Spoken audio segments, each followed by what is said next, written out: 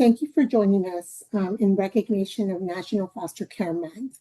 TWC has been hosting a webinar series during the month of May on topics relevant to improving the lives of foster youth or youth impacted by foster care, while also educating those who support these youth. This series is a precursor to our TWC Annual Foster Youth Conference. It's going to be hosted in July, the 13th through the 15th in Allen, Texas, at the Marriott Dallas Allen Hotel and Convention Center. Again, thank you for joining us today. And I'm going to go ahead and go over some housekeeping. Let's see. Attendees who hold a CRC license will earn 1 CEU per session by completing the survey that will be posted toward the end of this 1-hour webinar. Those who hold licenses other than a CRC can take the CEU to their board to see if it meets their board's criteria. CEUs can take up to 60 days to receive. This webinar will be recorded, but you must attend live to receive a CRC or CEU, a CRC CEU. The recordings will be posted on our TWC website on our Foster Youth webpage. We will answer as many questions as possible during the webinar. We also have an ASL interpreters and closed captioning available for attendees. And a companion document in Word will be shared for participants who need the accommodation. Now to introduce our speaker for today, I'm pleased to introduce to you Nick Mosadegh. Mr. Mosadegh is a project manager with TWC Workforce Development, Compliance, and Assistance. He specializes in data-driven decision-making, risk management, and collaborative problem solving with a proven track record with enhancing efficiency and compliance. Today, he is going to speak on the topic of the Work Opportunity Tax Credit and Employment, which we call WOTC. Again, 1 CEU will be awarded for this session. Participants must complete the survey, which will be placed in the chat at the end of this session. And I'll go ahead and pass it over to Nick. Thank you for that introduction. Good morning, everybody. I'll wait for you to go ahead and get the slides up. There we go. Thank you for joining me today.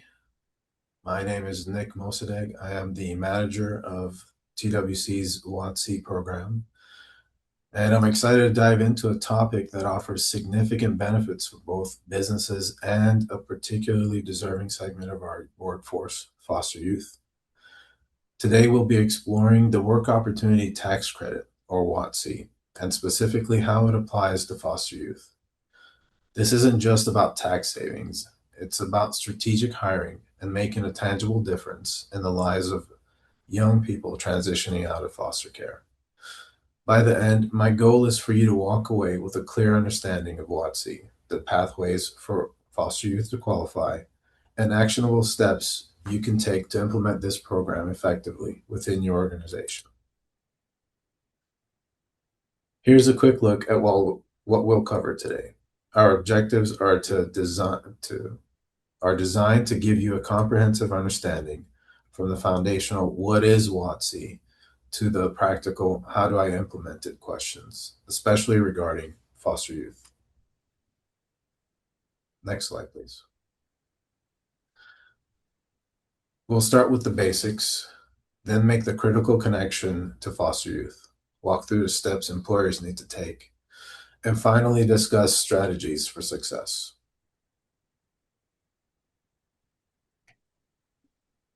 Next slide, please. So let's start with the basics. What exactly is the Work Opportunity Tax Credit? At its core, WOTC is a federal tax credit. It's not a grant. It's not a deduction. It's a direct reduction of employers' federal tax liability, dollar for dollar. The government created WOTC to incentivize businesses to hire individuals from specific populations that often face significant challenges in securing employment.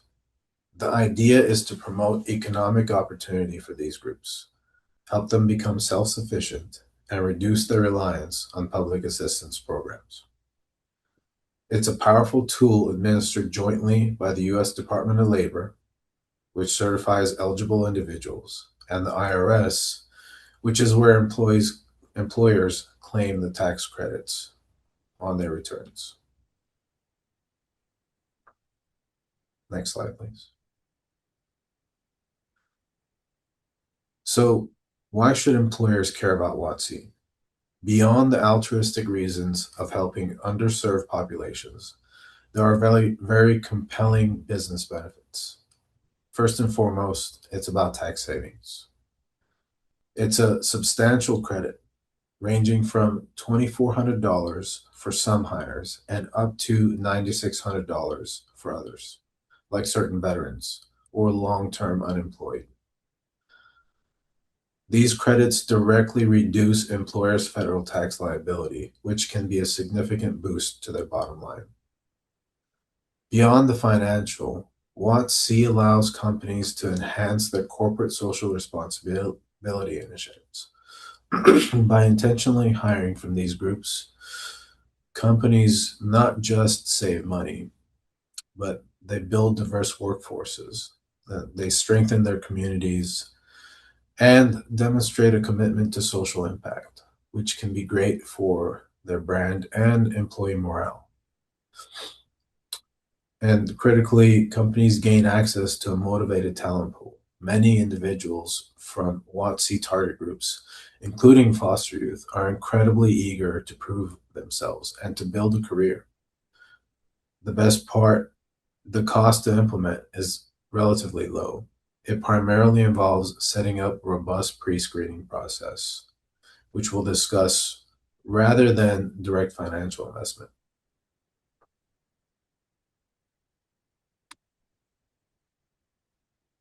The WOTC program identifies 10 specific target groups. To qualify for the credit, an individual must fall into one of these categories at the time of hire. It's important to understand these broad categories before we zero in on how foster youth connect.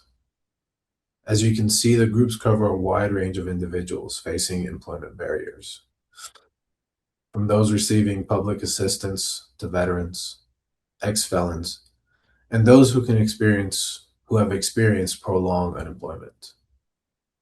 Not every hire will qualify, but for those who do, the credit is substantial.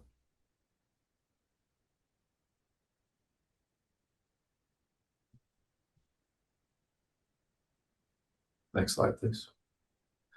A few characteristics of these groups are important to remember. First, each group is designed to address a specific form of disadvantage that makes it harder for individuals to find and maintain employment. Second, and this is crucial for employers, eligibility must be documented.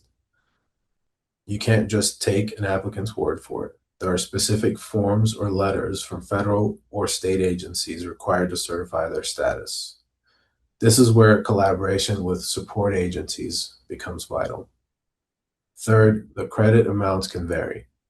While many are $2,400, some, like long-term unemployment recipients, can go up to $9,600, depending on the hours worked and the wages earned. And finally, the process starts with the employee. The employer relies on applicants to self-identify their status, typically through a pre-screening questionnaire given at the time of job offer or before the first day of work. Employers should have applicants fill out ETA Form 8850. It's a pre-screening notice and certification request for the Work Opportunity Tax Credit. Then the employer will fill out ETA Form 9061 once the job offer has been made or on the employer's first day. And to get the latest copies of these forms, you can email us at WOTC@twc.texas.gov, and we'll send you copies of the latest forms.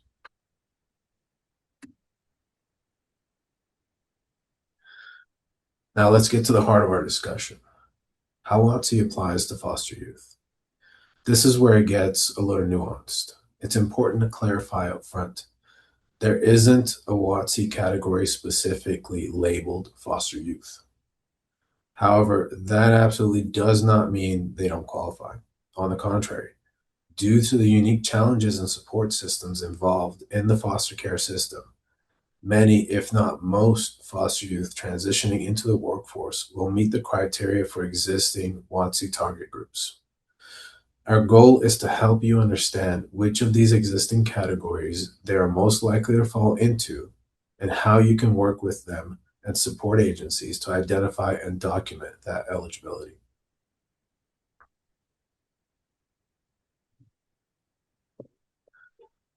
The most common and arguably strongest pathway for foster youth to qualify for WOTC is under the vocational rehab referral category.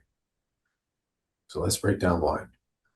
This category is for individuals referred by a state voc rehab agency, the VA, or an employment network under the Ticket to Work program, who also have a physical or mental disability that is a substantial barrier to employment.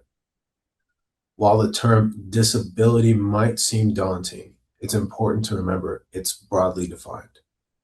Many foster youth have experienced trauma, which can lead to mental health challenges, or they may have diagnosed learning disabilities or other conditions that qualify as a substantial barrier to employment. Crucially, state foster care systems and associated agencies often provide job readiness, career counseling, or other support services that, when properly documented, can be categorized as a vocational rehabilitation referral. This is where knowing your local foster care and workforce development agencies comes into play.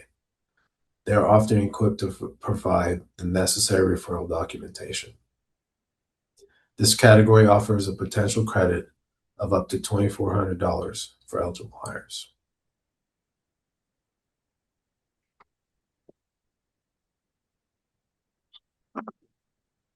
Beyond vocational rehab, two other common avenues for foster youth are through the SNAP recipient and qualified long-term unemployment recipient categories.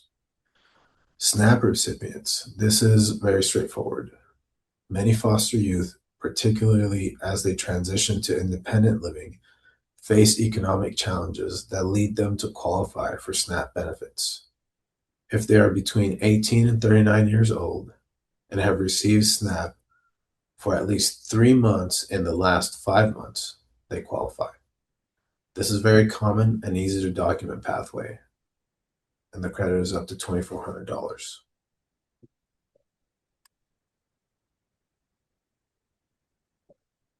So qualified long-term unemployment recipients, for older foster youth who might have struggled to find stable employment post-care, this can be a significant category.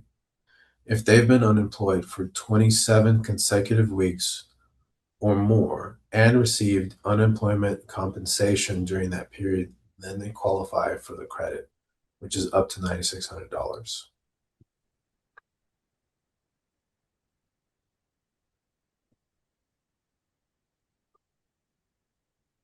So a couple more to consider: designated community residents, or DCRs. This applies to youth 18 to 39 years old who live within specific economically distressed geographic zones designated by the federal government.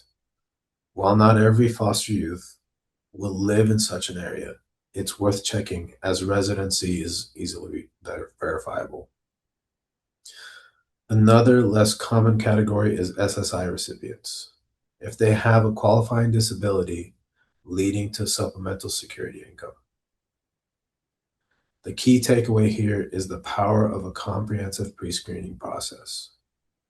You don't need to guess which category an applicant might fit into. By providing the opportunity for them to self-identify on the WOTC pre-screening form, that's the 8850, you can cast a wide net and allow them to disclose potential eligibility across all relevant categories. It's also important to know, if you're unsure that an applicant qualifies, we still encourage you to submit the application to us and let us make that determination. Sometimes they don't know that they qualify, and we discover through our screening that they do. So it's worth a shot. Worst that can happen is you get denied.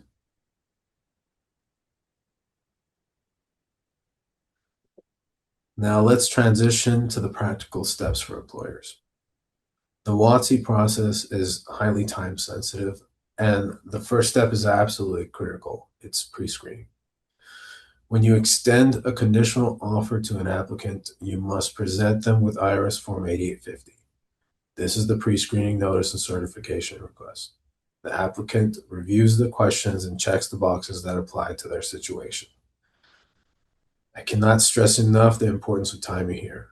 Form 8850 must be completed and signed by both the employer and employee on or before the job offer date or the day of the first day of employment. If you miss this window, even by a day, you generally lose the opportunity to claim the credit. This is the most common reason for denied WOTC claims. If the applicant checks a box indicating potential eligibility, that's your cue to begin collecting the necessary supporting documents, such as letters from social service agencies, proof of benefits, or voc rehab referrals. DOL recently, this year, introduced a forthcoming application status.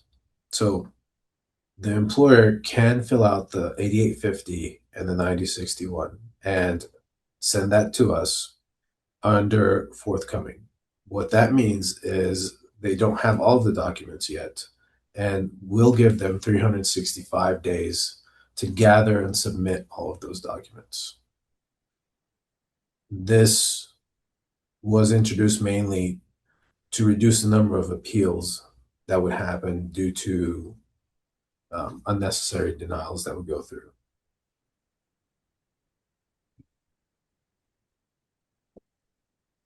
Once you have completed Form 8850 and supporting documents, you move to step 2, certification request.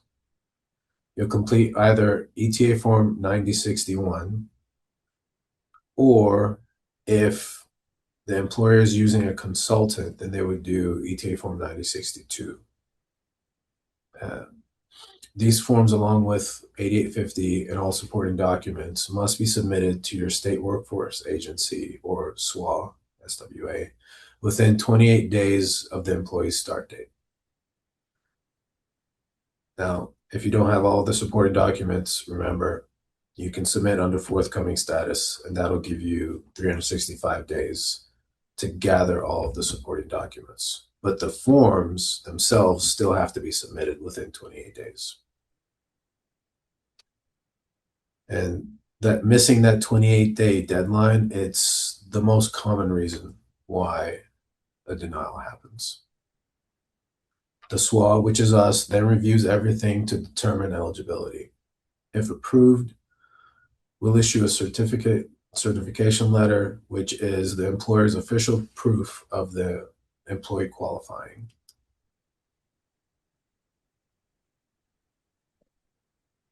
Step 3 is the hiring credit calculation. Once certified, you hire the employee and track their wages and hours. Then when it's time to file taxes, you'll use IRS Form 5884 to calculate the credit and claim it on the federal tax return.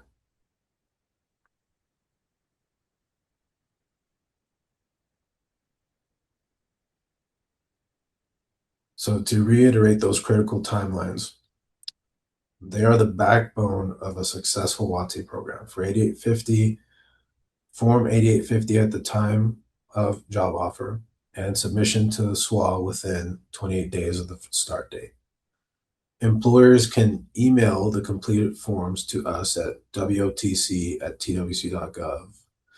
If it's a larger employer or someone that has higher turnover, that employer can request access to our online system, and that way they can fill everything out online. They don't have to fill out the forms and email or mail them to us.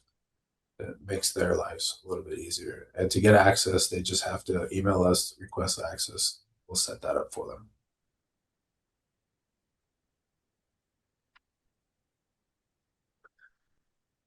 So the common pitfalls, the deadlines, they're non-negotiable. And they lead directly to the most common pitfalls, missing these deadlines. It's frustrating to leave money on the table because a form was a day late. So the most important thing is to get that form in. You can email it to us. You can mail it. That may take a little longer for it to get to us, but the postmark date is what's important for when it was mailed out. And of course, if it's a larger employer and they have an online account with us, they can just fill everything out online. Other common issues include incomplete documentation, not consistently asking all new hires to complete Form 8850, which can lead to missed opportunities and even appear discriminatory if not applied broadly, and trying to apply retroactively for employees hired months ago. So that's why we say, even if you're not sure that the employee qualifies, have them fill out the 8850, fill out the forms and send them to us. Let us make the determination whether or not they qualify, even if they think they don't.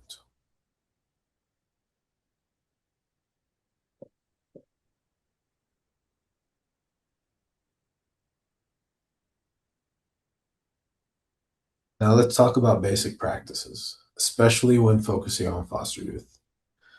The financial benefits are clear, but how do we ensure we're doing this effectively and ethically?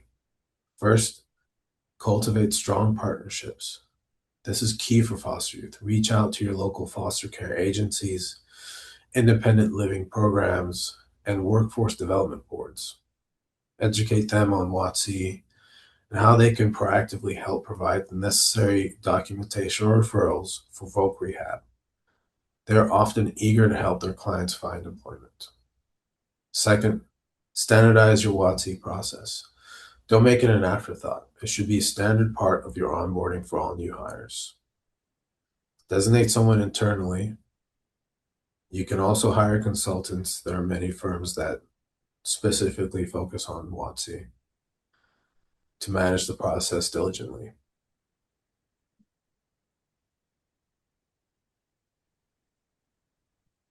Third, educate your hiring managers. They need to understand the program's value and timing requirements. Crucially, emphasize what WOTC eligibility should never be a factor in the hiring decision itself, but the process of screening for WOTC must happen consistently with every new hire. Finally, and this is perhaps the most important point for foster youth, think beyond the credit.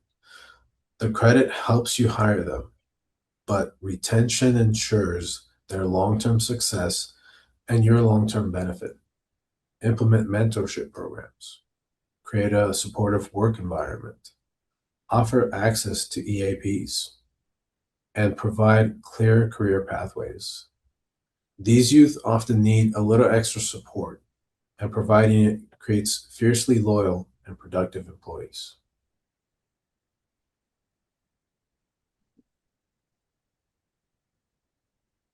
So to wrap this section up, here are some actionable steps you can take starting today to leverage WOTC and specifically support foster youth. Review your current hiring and onboard process.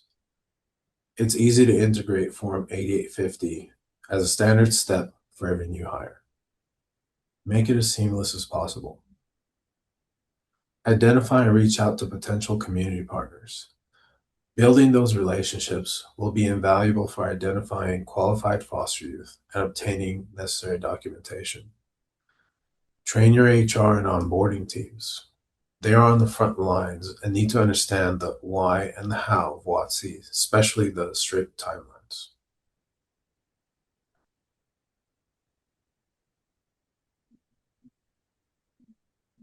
So we've covered a lot of ground today. To quickly recap, WOTC is a powerful federal tax credit that rewards employers for hiring from specific target groups. And while there's no direct foster youth category, many foster youth will qualify through avenues like Voc Rehab and SNAP. Remember those critical timelines. Form 8850 at the point of job offer and submission to your state workforce agencies within 28 days of the employee's start date. That's the number one reason denials happen, is because that deadline's missed. Successful WOTC implementation, especially for foster youth, relies on strong partnerships with community agencies and a robust, consistent internal process. That means consistently having every hire fill out Form 8850.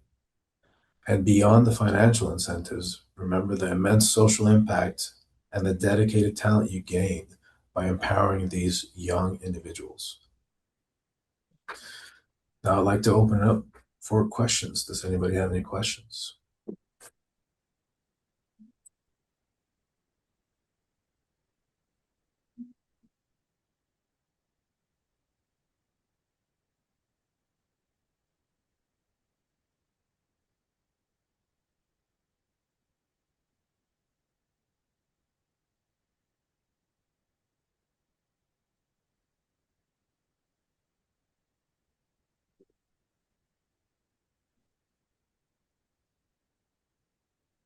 I don't see any questions in the chat. Um,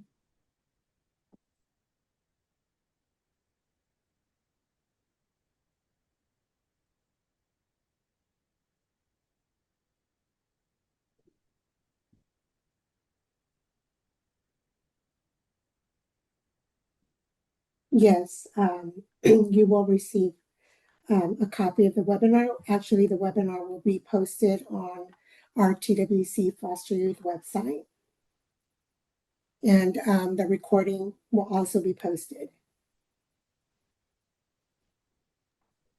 Nick, when we spoke last, you mentioned that there was a protective time that an employer had. I can't recall what the exact term was or what the timeline was. I want to say it was about 6 months that the employer was protected if anything transpired with the employee. Does that sound familiar? So I believe that is the fidelity bonding program. Yes. Could you talk more about that? So I'm not in charge of fidelity bonding, but because if someone qualifies for WOTC, then they'll definitely qualify. Or if they qualify for fidelity bonding, then they definitely qualify for WOTC.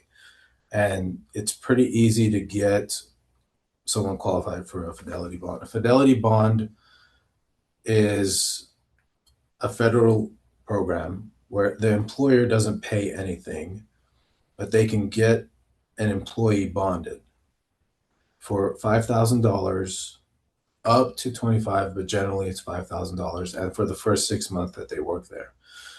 So it protects mostly for dishonest things like fraud, embezzlement, stealing, and that's one thing that foster youth face. They may have that stigma, or it could just be someone who doesn't have work history. So someone who doesn't have any work history can be bonded as well. And that gives employers kind of a peace of mind that if something does happen, then the federal government will pay out that bond. Surprisingly, or well, not surprisingly, honestly, it's the gratitude that these employees feel has resulted in about a 1% actual claim on these bonds. So 99% of these employees who get bonded, the employer never has to actually use that bond. They turn out to be great employees who don't cause any problems, don't steal, don't embezzle. That's really good to know. We know that especially with our foster care youth, sometimes, decisions are made when they're very young and they don't have a lot of oversight. and things unfortunately get on their record that are difficult to expunge. So that's really good to know. Thanks, Nick. There are Thanks. also, go ahead. Sorry. I was just going to mention that, you know, a lot of us on this call, we are professionals that work with foster youth, and how can we use this to help our customers or our foster youth. If you're case managing, helping youth find employment, also teach them to educate the employer about WOTC. So that when they apply, when they're applying for job openings, they can take the form with them and say, hey, you know, if you hire me, I'm eligible for this tax credit. So that's a way to use it as well. Just to use it kind of as a piece to get employers to hire your customer, right? And Nick, you mentioned earlier something about some upcoming legislative changes that have not been approved yet, but they are working on expanding the eligibility Yes. of WOTC. So there was one that we didn't get too into. That's the summer youth participants. So those are youth between the ages of 16 and 17 that work between May 1st and September 15th, but they have to live in an empowerment zone. There is legislation that hasn't gone anywhere, but it was introduced to Congress, and that is to expand the summer youth to year round. So it'll just be youth, and the age category is going to be increased.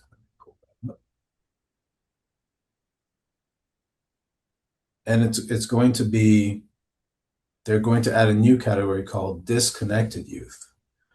And that is, so foster youth that have aged out between 16 and 20 years old, or youth between 16 and 24 that are not in school and not employed for the past 6 months. That would expand the WOTC program and add those youth as well. They're also going to, there is a proposal in to remove the age limit on SNAP from 18 to 39. So to just remove that 40-year-old age limit. That would also increase some of the incentives. We're not sure when that's going to go through. If it goes through, it could be, you know, sometime in the next year. There is also a pre-cert that you can do. So if you're working with the youth and you email us, we can send you the ETA form 9063. So that's a pre-certification form. Mostly it's for veterans, but there is a non-veteran target group section in there. So the foster youth they're working with, if they qualify under voc rehab, you would send us this form and we could give you a pre-certification. It's kind of like a conditional cert that they can take to the employer to say, hey, I've already been certified and you can get a $2,400 tax credit or $1,200, whatever the specific tax credit is for hiring me. So that's definitely something you can do if you're working directly with the foster youth.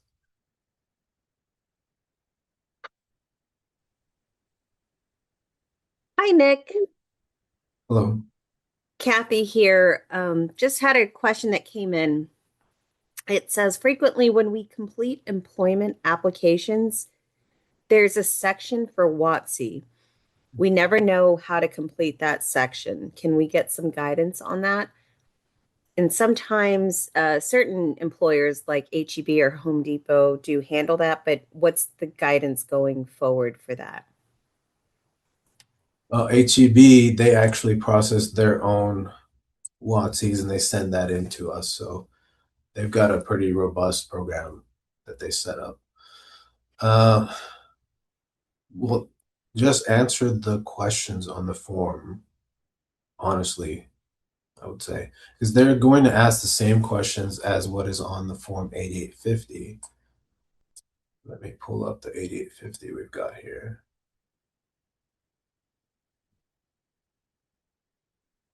Let's see if I can share my screen with you guys.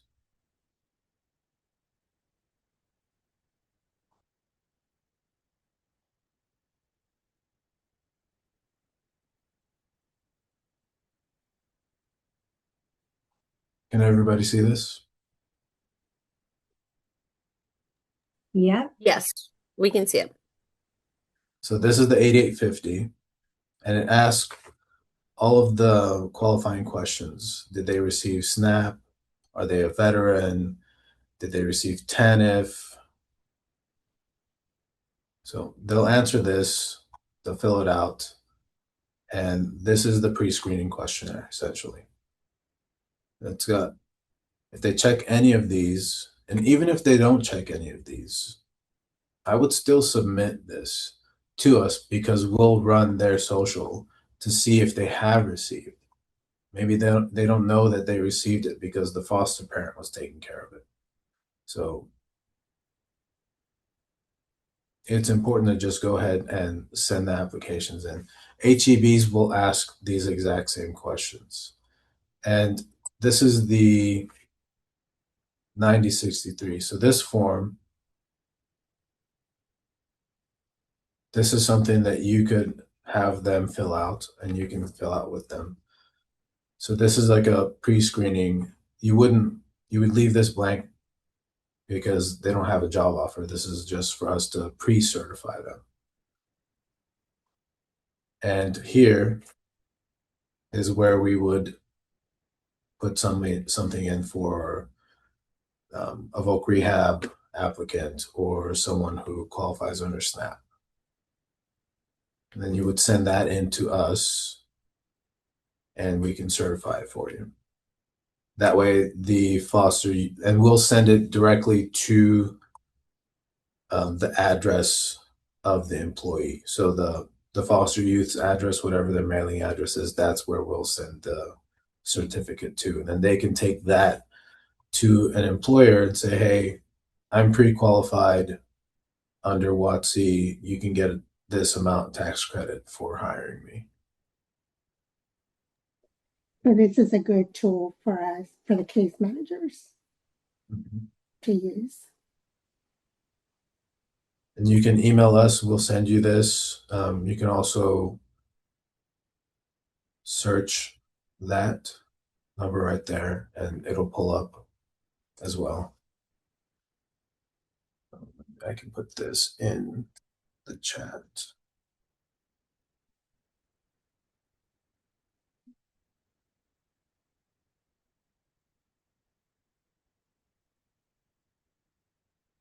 I think this would probably be your best tool if you're working directly with the youth.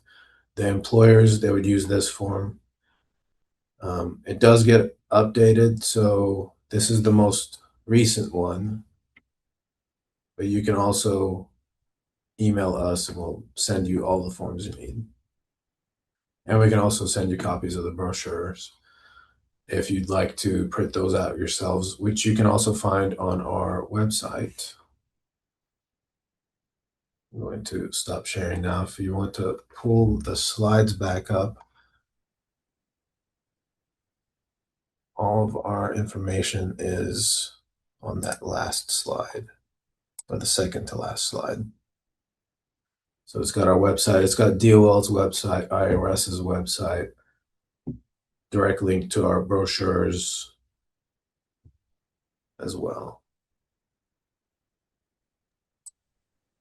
And just out of curiosity, Nick, since you pulled up that application, are there any pitfalls or maybe mistakes that you see often that people submitting can avoid or be aware of?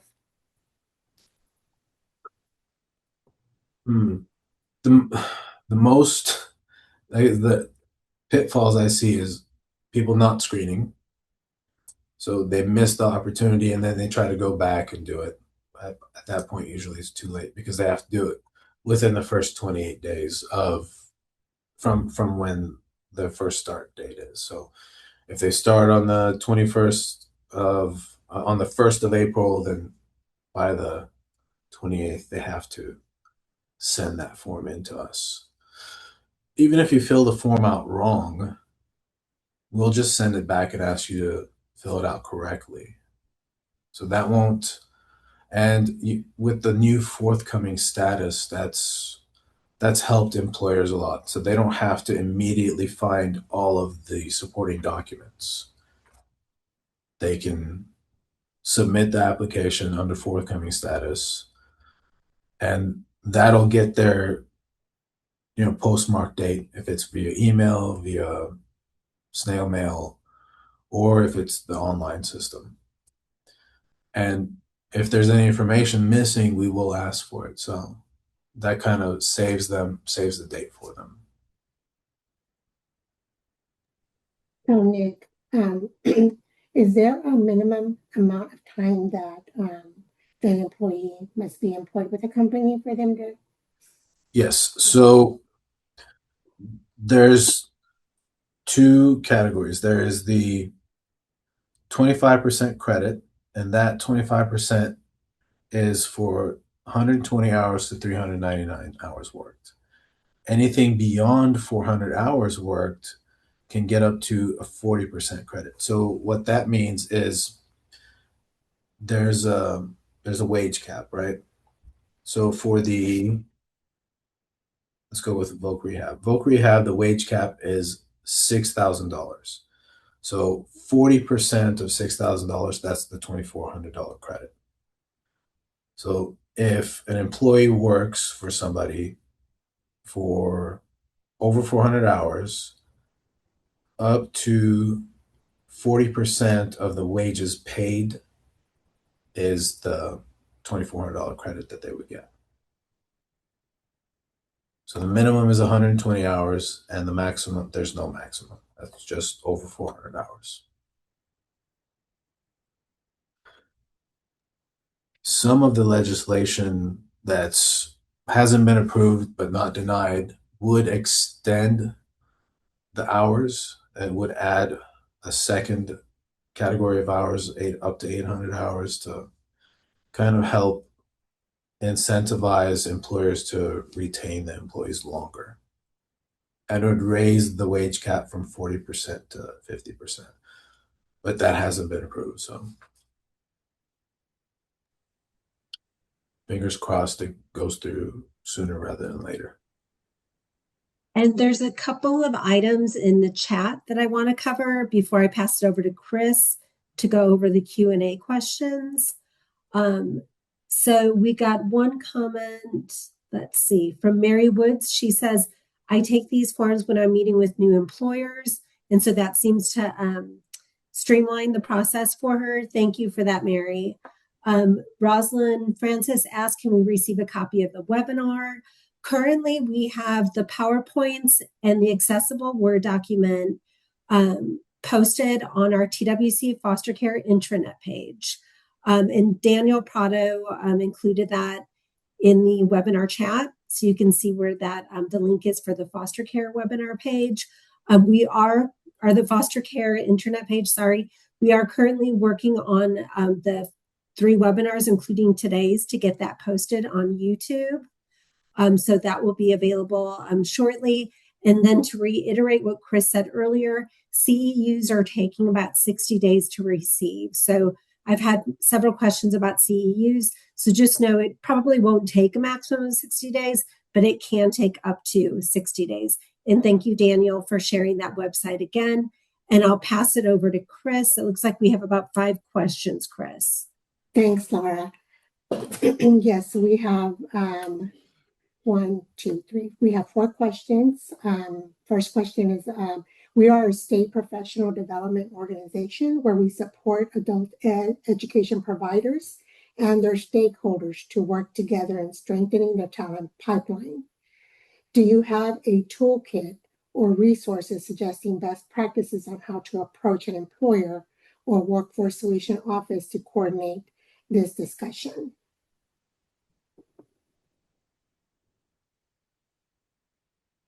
So we have, if you, on the second to last page of the slide, if you go over to our webpage at TWC, we have several different brochures that you can print out and take.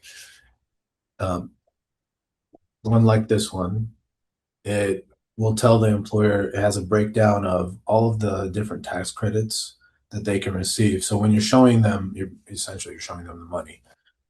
That's the best way to get the conversation started. Like, these are the tax credits you can get. So someone who is long term, that's up to $9,600. Someone who receives SNAP, up to $2,400. What you can lead with that, and I would say, what do you think about potentially getting $2,400 off of your income taxes just for hiring someone that you probably would have hired either way? And then you give them the pre-screening form, the 8850 and the 9061. Say all you have to do is have the employee fill this form out when they're applying for a job, and then submit the form once you hire them. It's a fairly easy process. We try to make it as painless as possible. We have another question. Are foster youth exempt from able-bodied adults without dependents for SNAPs? I'm not really sure what the question, if you want to clarify a little bit your question.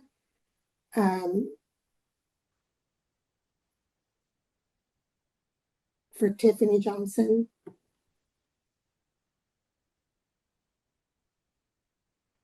For now, we'll move on to the next question. Explain more about the zones. Where can I find the map for these zones? So the empowerment zones, IRS's website has those. I don't actually have that pulled up, but I can pull it up quickly. I have a bookmark.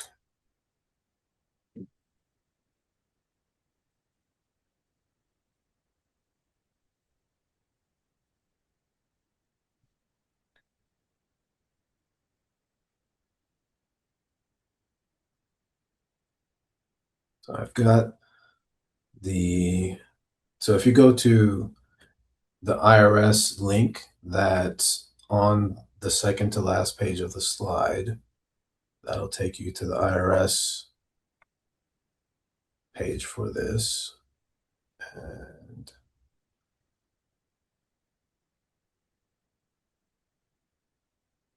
okay, they used to have a link for the empowerment zones. You can also just type in empowerment zone map into a search, and that'll pull up DOL's empowerment zone address locator. I can put that into the chat.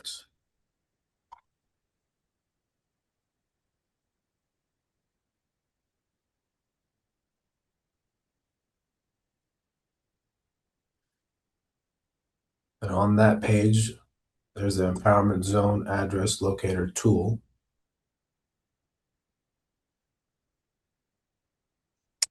And that page is disabled. So we'll have to let DOL know that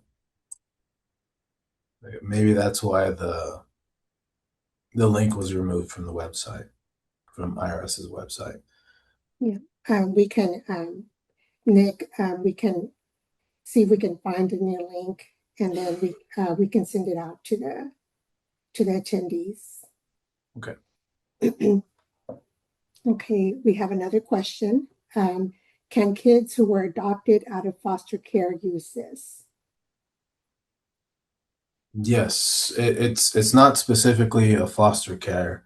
So if they were adopted out of foster care and their parents received TANF and long-term unemployment or long-term family assistance, so that would give them another opportunity, not just under SNAP. If they've aged out, then SNAP most likely. If they were adopted by a lower income family that's receiving SNAP or TANF recipients, then they would qualify under that. Voc Rehab, if they take advantage of Voc Rehab.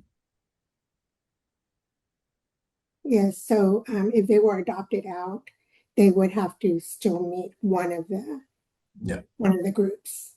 Yes. Okay, and we have another question on discussion. When in work-based training and a third party is paying work-based wages and the employer hires them after work-based learning, how would that work for both employer and work-based third-party provider that paid wages? They would both apply. So the employee can get both. They can, both employers, the work-based training employer that's paying them, the third party, and the employer that hires them afterwards, they can both claim that. So both would apply.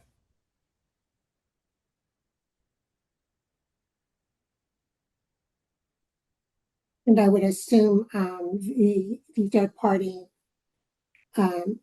provider would have to meet the minimum hours to be able to claim. 120 hours minimum, yes. Yes. Okay, and we did get a clarification on the previous question. The new federal changes of SNAP and how it may impact our youth looking for work. The transition, perhaps wrong webinar to ask. Yeah, I think that's a SNAP question. Mm-hmm. Yeah, I'm not too familiar with that change.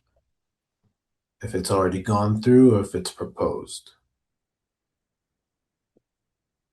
And our next question, do you know how long the pre-qualification form is good for?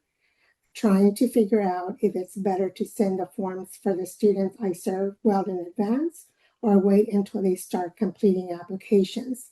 How long does it take TWC to complete the forms with certifications? I'm not sure that the form would expire unless they started working. So yeah, as long as they're receiving SNAP, as long as they went through Voc Rehab or any other qualification, then there's no expiration to the pre-cert. Unless the pre-cert is for someone who has been out of work for 6 months and then they start work, I guess that's when it would expire.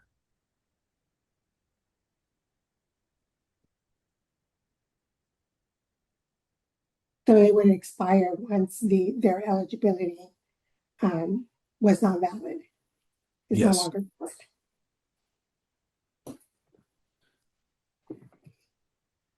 That's the last question in the Q&A. Let me check the chat.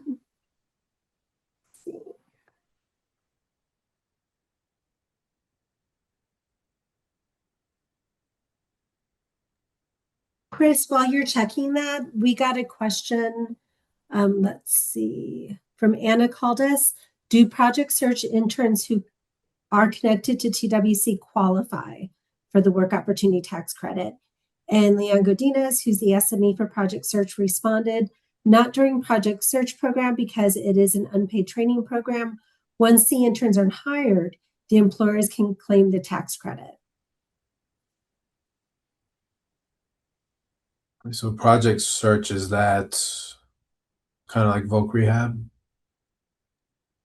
It's one of the programs we have within Voc Rehab where we have high school participants that are able to participate in unpaid internships. Mhm. That hopefully, the intent is that they lead into competitive employment. Okay. Yeah. So yeah, that would make them Voc Rehab qualified. So you could do a pre-cert for them. You could request a pre-cert. Oh, good to know. Thanks, Nick. Yeah. As long as they're in the Voc Rehab program. Yep. That's great news.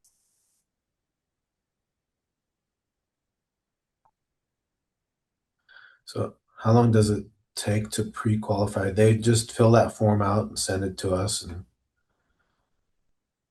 we process it. So if we're if we got a ton of work going on, it could take a little bit longer, but we try to prioritize those and get those knocked out quickly. So it shouldn't take very long.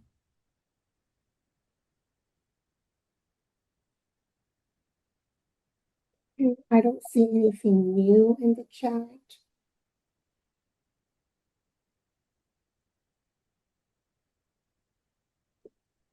Okay, I'm gonna post the survey in the chat. The survey is will be available for participants to complete.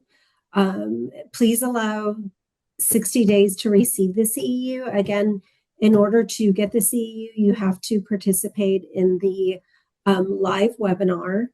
And of course, you can still listen to the webinar, watch the webinar through accessing our TWC internet page for foster care. So I'll post that now, and I'll let you wrap up, Chris. Okay, thank you, Laura. Thank you, Nick. This has been very informative. A lot of good information. And just a reminder to our attendees, we have one last webinar next week, next Wednesday. And we hope to see you, have you participate in that as well. All three webinars so far have been great. And just also a reminder, our Foster Youth Conference is happening July 13th through the 15th. And we currently have an interest form that's going around. It is not the registration form. It is a link to an interest form. So if you want to get on the list to receive an invitation, the conference is by invite only. And you do have to have approval by your management before you can register. Is there anything that I'm missing, Laura? I think you covered it all really well, Chris. Thank you so much to everybody for participating during these past couple weeks. We hope that you found the information valuable. Dr. Wang will be presenting next Wednesday on the value and importance of individuals impacted by foster care having at least one constant person in their life that can make all the difference. She's also going to touch on a research project that she's working on. So I promise you, you will be very impressed with lots of takeaways for our final webinar of Foster Care Awareness Month for the month of May. So thank you again, everybody, for your time and for your participation. And I'll pass it back to you, Chris. Okay, thank you. And I guess we will go ahead and wrap up. Do you have any anything you want to tell the audience, Nick? Thank you for your time today and for the great questions. I put the information about the proposed HERO Act, Hero for Youth Act, in the chat if you'd like to look that up.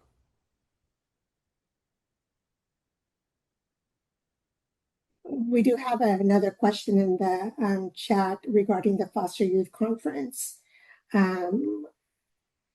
When will they know the venue location? When will the venue location be provided so we can start planning our travel? So we know it's going to be at the Marriott Dallas in Allen, Texas. The registration for the conference is not open yet, and the block for the hotel, I believe, is not open yet. But when you get an official invite, you should be receiving that information. So, Chris, if I could hop in, just to give an update, like you said, we do have everything secure, and if all goes well, registration will be opening up, and that'll be sent out to everybody by end of day today, at the latest tomorrow morning. So keep an eye out for that, and feel free to share it if you know somebody or partners or stakeholders that you think could benefit from going to the conference. Thank you, everyone. Have a good rest of your day. Thanks, everybody.